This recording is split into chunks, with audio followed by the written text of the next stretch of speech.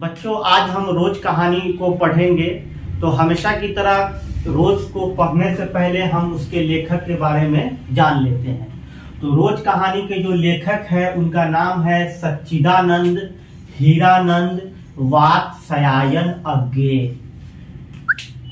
हीरानंद वात्स्यायन अज्ञेय का जन्म 7 मार्च 1911 ईस्वी को हुआ था। ये सारे पॉइंटों को आप अच्छे से याद कर लेंगे, क्योंकि इसमें से हमेशा हर साल बहुत सारे ऑब्जेक्टिव सवाल इससे पूछे जाते हैं। तो ये आपके एग्जाम पर्पस से भी बहुत महत्वपूर्ण है। तो सच्चिदानंद हीरानंद का जन्म 7 मार्च 1911 ईस्वी को हुआ था। उनका निधन 4 अप्रैल 1987 ईस्वी को हो गया। सच्चिदानंद का जन्म स्थान कसेया कुशीनगर, जो कि उत्तर प्रदेश में पड़ता है। कहां पड़ता है? कुशीनगर, उत्तर प्रदेश।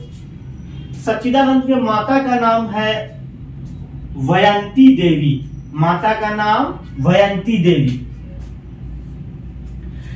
सच्चिदानंद के पिता का नाम था डॉक्टर हीरानंद।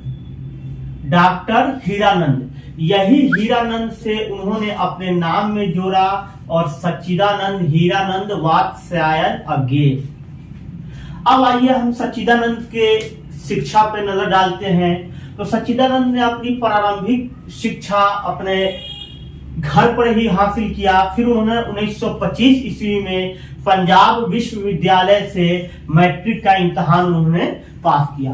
फिर 1927 ईस्वी में मद्रास के क्रिश्चियन कॉलेज से उन्होंने इंटर का इम्तिहान पास किया और फिर उन्होंने बीए और एमए का इम्तिहान लाहौर से पास किया, जो कि पाकिस्तान में पड़ता है। अब आइए, उनको सच्चिदानंद के पास कौन कौन सी भाषा का ज्ञान था। तो वो संस्कृत बहुत अच्छी तरह जानते थे, हिंदी भी जानते थे, अंग्रेजी भी जानते थे और फारसी की शिक्षा भी उनके पास अच्छी खासी थी। वो फारसी भी बहुत अच्छे से समझते थे और पढ़ते थे। तमिल की भी उनके पास जानकारी अच्छी थी, तमिल भाषा की। अब आइए उनकी रुचियों के बारे में जान ले। तो उनको पर्यटन का मतलब होता है घूमना फिरना, हमेशा कभी पर्यटन का अर्थ होता है हमें घूमना। तो उनको घूमने का बहुत शौक था। फिर फोटोग्राफी यानी फोटो खींचना, हस्तकला यानी हाथ से बनाई हुई चीज, बागवानी यानी बागवानी का अर्थ हुआ फूलों का, सब्जियों का खेती करना। ये सब उनका रुचि था। उनकी कृतियां यानी रचनाएं कौन कौन सी है? तो 3-4 उनकी बहुत प्रसिद्ध रचनाएं हैं, जिसमें एक है छोड़ा हुआ रास्ता, एक जीवनी, सदानीरा, अंतरा। अब आइए कि उनको सम्मान कौन कौन सा मिला। तो उनको सम्मान साहित्य अकादमी और भारतीय ज्ञानपीठ पुरस्कार से उनको नवाजा गया था। तो इन सारे पॉइंट को आप अच्छे से कॉपी पे नोट कर लेंगे या इसका स्क्रीनशॉट भी ले सकते हैं और इसको एक दफा याद कर लेंगे, क्योंकि आपके एग्जाम के पर्पज से बहुत इंपॉर्टेंट है। तो अब हम रोज कहानी के बारे में देखेंगे कि आखिर रोज कहानी में सच्चिदानंद ने क्या बताने की कोशिश की है। तो इस कहानी में लेखक ने यह बताया है कि कैसे एक गृहिणी अपने आप को परिस्थिति के अनुसार ढाल लेती है। गृहिणी कहने का मतलब जो घर का काम वगैरह करती है, उसी को हम गृहिणी कहते हैं। तो लेखक ने यह बताने की कोशिश की है कि कैसे एक गृहिणी अपने आप को परिस्थिति के अनुसार ढाल लेती है। इस कहानी की शुरुआत अचानक से होती है, यानी इस कहानी की शुरुआत अचानक से होती है और इस कहानी का मुख्य पात्र मालती है। मालती नाम की एक महिला है जो इस कहानी की मुख्य पात्र है। मालती इस कहानी की मुख्य पात्र है और वो लेखक की बचपन की सखी भी है और दूर के रिश्तेदार की बहन भी है।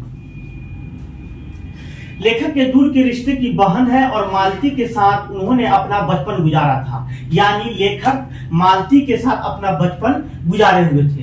दोपहर का समय था, लेखक मालती के घर पहुंचते हैं। दोपहर का समय रहता है, लेखक मालती के घर पैदल ही उन घर पहुंचते हैं। जैसे ही आंगन में कदम रखते हैं, मालती इनके कदम रखने की आहट को सुनकर वो बाहर आती है और इनको साथ में ले जा करके बैठाती है अपने घर में।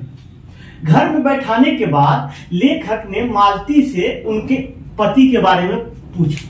लेखक ने मालती से उसके पति के बारे में पूछा और पूछे कि वे यहाँ नहीं हैं, यानी मालती के पति के बारे में पूछते हैं कि तुम्हारे पति कहाँ हैं। तो वो जवाब देती है अभी दफ्तर से नहीं आए हैं, यानी मालती जवाब देती है कि अभी दफ्तर से नहीं आए हैं। लेखक ने सवाल पूछा कि वे यहाँ नहीं हैं, तो मालती बोलती है नहीं, अभी दफ्तर से नहीं आए हैं।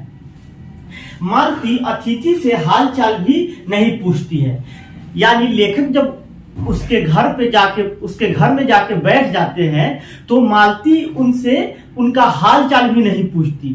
जब वो हालचाल नहीं पूछती है तो लेखक बहुत सोच में पड़ जाते हैं कि आखिर ऐसा क्या परिस्थिति रहा कि मालती वो वही लड़की है जो बचपन में कभी चंचल हुआ करती थी, बावली हुआ करती थी। यानी मालती के साथ बचपन में लेखक ने जो जिंदगी गुजारा है, उस समय मालती बहुत चंचल थी, बहुत बावली थी, बहुत बोलती थी, मगर आज वो मतलब लेखक से उसका हाल भी नहीं पूछ रही है। आखिर ऐसी क्या परिस्थिति आ गई कि वो इतना बदल चुकी है, विवाह के बाद इतना बदल गई। लेखक यह महसूस करता है कि मालती कुछ कहना चाहती है पर कह नहीं पाती है, यानी लेखक को ऐसा लगता है मालती को देखकर कि मालती कुछ कहना चाह रही है मगर वो कह नहीं पा रही है, और वो इसी सोच में डूबे रहते हैं कि आखिर ऐसी क्या परिस्थिति है कि वो इतना बदल चुकी है। आपके आसपास भी बहुत सारे ऐसे व्यक्ति होंगे जो पहले कुछ और होंगे और बाद में परिस्थिति के अनुसार वो अपने आप को बहुत बदल चुके होंगे। मालती का जीवन बस घर का काम, बच्चे एवं पति की देखभाल तक सिमट कर रह गया था। यानी मालती का काम था सुबह उठना, बच्चे की देखभाल करना, पति के लिए खाना बना देना और घर के सामान, बस यही मालती का काम रह गया था। यही घर के कामों तक मालती सिमट कर रह गई थी और लेखक यही सारे चीजों को अपने दिमाग में सोच रहे थे। लेखक सोचता है कि मालती कैसे यह उबाऊ और उदासी जीवन गुजारने पर मजबूर है। लेखक यह सोच में पड़ा रहता है कि आखिर मालती बचपन की इतनी चंचल लड़की कैसे एक उदासी और उबाऊ जिंदगी को गुजारने के लिए मजबूर है, और वो इसी सोच को आगे बढ़ाते हुए सोचते हैं कि इसी तरीके से मध्य वर्गीय जो महिलाएं होती है वो भी इसी तरीके से जिंदगी गुजारने के लिए विवश है। उनके पास दूसरा कोई चारा ही नहीं है कि वो अपने जिंदगी को और बेहतर गुजार सके। इससे यही पता चलता है कि मध्य वर्गीय भारतीय समाज, मध्य वर्गीय यानी जो मिडिल क्लास की जो महिलाएं होती है, उनका जीवन यही उबाऊ और उदास, मध्य वर्गीय जो महिलाएं हैं उनका जीवन उदास और उबाऊपन रहता है, जो वो गुजारने पे मजबूर है। उनके पास दूसरा कोई ऑप्शन ही नहीं है कि हाँ वो अपने जिंदगी को बेहतर से गुजार सके। तो इस कहानी रोज का मतलब वही प्रतिदिन, रोज का मतलब प्रतिदिन। तो यहाँ पे लेखक ने यही बताने की कोशिश की है कि कैसे एक महिला अपने प्रतिदिन यानी रोज के कामों को परिस्थिति के अनुसार ढाल ली है, जबकि पहले वो कुछ और थी और अभी वो कुछ और है। तो यही परिस्थिति के अनुसार अपने आप को ढालने के बारे में लेखक ने इस पूरे चैप्टर में बताया है।